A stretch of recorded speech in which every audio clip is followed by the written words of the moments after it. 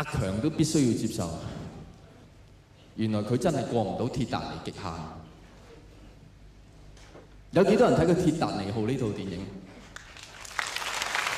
好浪漫啊！真係。點解鐵達尼號咁浪漫？因為鐵達尼號呢隻大遊輪上面，你喺呢隻大遊輪上面，你係乜嘢都唔使做嘅，除咗談情。淨係談情，唔使揾食。你話幾浪漫？淨係唔使揾食都已經浪漫死啊！迪卡比奧、奇溫斯里，一日喺隻船度唔使揾食，一日到黑淨係等食。所以鐵達尼號原本有另一個戲名就叫做《一段等食的愛情》。我等無牽掛的等，等早餐，等到食晏，到夜晚認真食飯。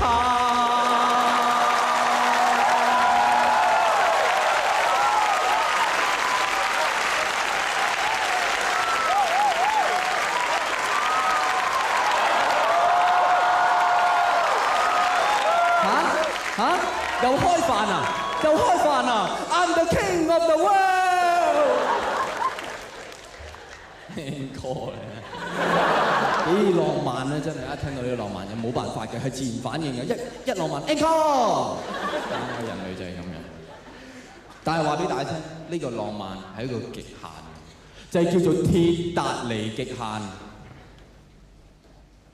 男性同女性對愛情最大嘅分別係乜嘢？我話俾大家聽。男人喺愛情裏面最重要嘅要求就係新鮮。嗱，唔係賣緊啤酒廣告嘅。而女人對愛情最大嘅要求就係保鮮。真係好似啤酒廣告。我解釋清楚啲。男人對愛情就要不停咁樣揾一啲新鮮嘅對象，而女人就要不停咁要求同一個對象保持新鮮。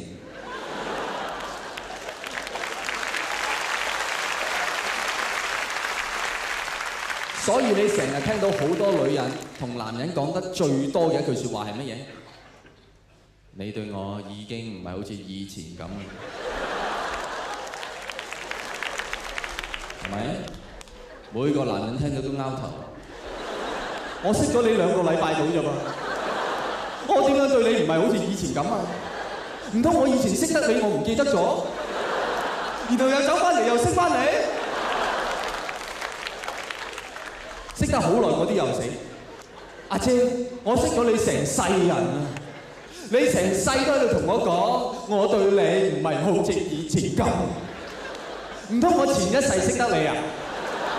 冇可能噶嘛！個喇嘛話咗，我前一世係張凳嚟㗎，仲係一張摺凳啊！我唔多同人傾偈㗎我。各位，究竟呢啲女仔所謂嘅，你對我已經唔係好似以前咁啦。嗰個以前係幾時？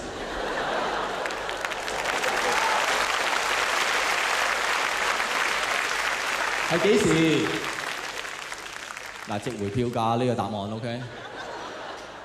就係當你啲男人認為佢哋最新鮮嗰陣時，科學啲講就係頭3日。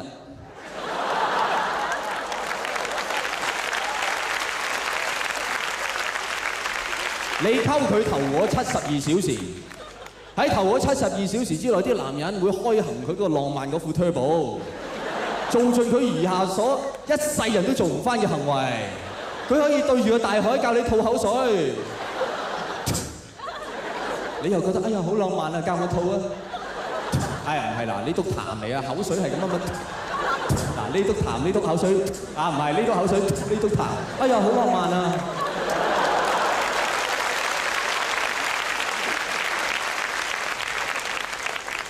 但係一過咗頭呢72小時，呢個男人唔會再覺得個女人新鮮。而個女人就會開始覺得呢條友仔需要保鮮。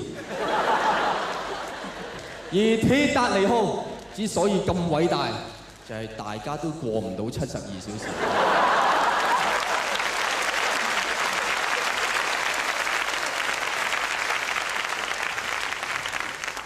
根本唔俾機會個男人覺得個女人唔新鮮，浸瓜佢。你見住個男人跌落海，啲水好凍啊，滴滴震啊，佢都仲會讓個浮板俾個女仔，點解？因為佢副 turbo 仲開緊。唔緊要，你用我唔動，你記咁新鮮。但佢更加偉大，喺條女人面前浸呢個男人，唔係一般咁浸，喺啲接近0度嘅冰水嚟去浸佢。哇！咁樣有乜辦法唔保鮮？所以好多女性同我男朋友睇完呢套戲，都忍唔住眼濕濕嘅出嚟，係咁望住男朋友。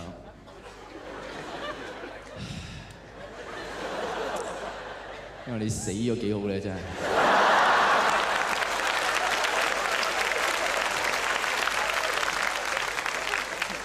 咁多人浸死你唔死嘅？嚇？睇完戲仲去邊啊？不如去游水啊！趁天氣凍啊！係咪咧？鐵達尼極限，即係話你聽，你愛情好難過到72小時，除非你有好深厚嘅哲學根基。